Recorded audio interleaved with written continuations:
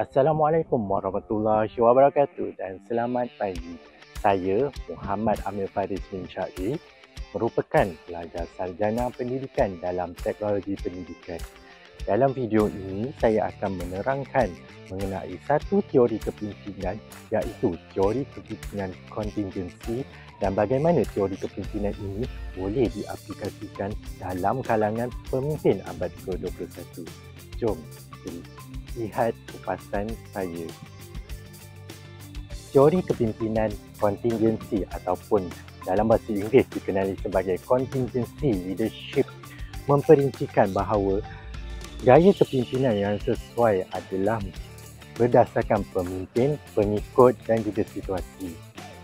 Gaya kepimpinan seseorang individu itu adalah berbeza-beza. Untuk itu, kepimpinan kontingensi menerangkan bahawa tiada satu gaya kepimpinan yang terbaik untuk dipraktikkan dalam apa jua keadaan sekalipun. Dalam konteks abad ke-21 yang mana perubahan teknologi berlaku dengan sangat pantas, kepelbagaian tenaga kerja serta pesaing kerja yang dinamik memerlukan pemimpin yang tangkas dalam menghadapi cabaran. Justru itu, pada pandangan saya, teori kepimpinan kontingensi menjadi semakin relevan dan praktikal untuk diaplikasikan oleh pemimpin abad ke-21. Siapa dia yang dikatakan dengan pemimpin abad ke-21 ini? Jom kita lihat siapa dia. Pemimpin abad ke-21 merupakan individu yang memimpin organisasi ataupun institusi dalam persekitaran moden dan kompleks berdasarkan teknologi dan berorientasikan manusia. Pemimpin ini mampu memimpin dalam situasi yang sentiasa berubah dan mengintegrasikan teknologi, inovasi, kemahiran insaniah dan nilai etika untuk mencapai matlamat sebenar organisasi.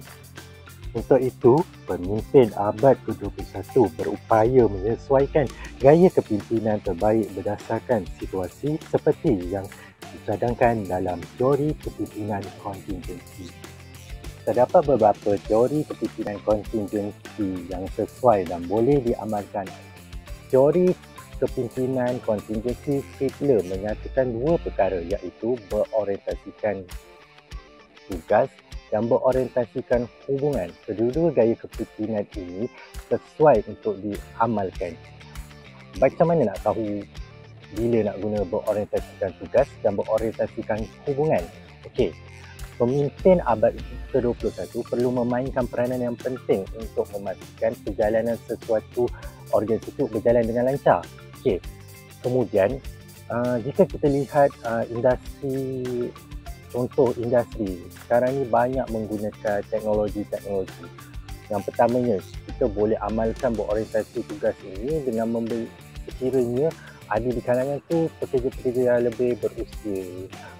Dia memerlukan arahan yang jelas.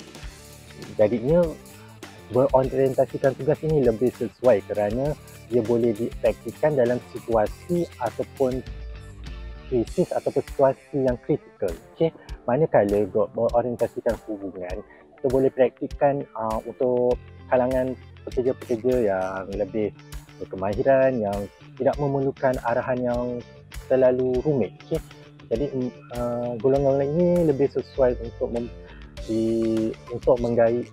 menerima arahan dengan menggunakan gaya kepimpinan berorientasikan hubungan yang lebih santai dan fleksibel. Teori kepimpinan yang kedua adalah Path Goal Theory, menekankan gaya kepimpinan yang sesuai dengan situasi untuk meningkatkan prestasi kerja dan kepuasan kerja. Pemimpin abad ke-21 perlu menggunakan pendekatan gaya kepimpinan yang berbeza, iaitu yang pertama adalah arahan, direktif, kedua sokongan, supportif, ketiga penyertaan, participatif dan berorientasikan pencapaian, achievement oriented. Berdasarkan kepada keadaan ini, sesuatu kerja dan pasukan di bawahnya dapat meningkatkan prestasi dan juga kepuasan kerja masing-masing. Oleh itu, saya percaya jika pemimpin menggunakan pendekatan ini akan dapat meningkatkan motivasi pekerja, kepuasan kerja dan prestasi organisasi itu sendiri. Secara keseluruhannya, contingency leadership theory ataupun Teori kepimpinan leadership merupakan gaya kepimpinan yang sesuai untuk diamalkan oleh pemimpin abad ke-21. Keupayaan pemimpin perlulah menilai situasi dan menyesuaikan gaya kepimpinan secara efektif merupakan faktor utama dalam memastikan kelangsungan, keberkesanan dan kejayaan organisasi dalam era moden. Pemimpin abad ke-21 bukan hanya mengamalkan satu gaya kepimpinan, tetapi perlu tahu bagaimana dan bila untuk menggunakan gaya kepimpinan yang terlepas. Sekian dari saya. Assalamualaikum warahmatullahi wabarakatuh.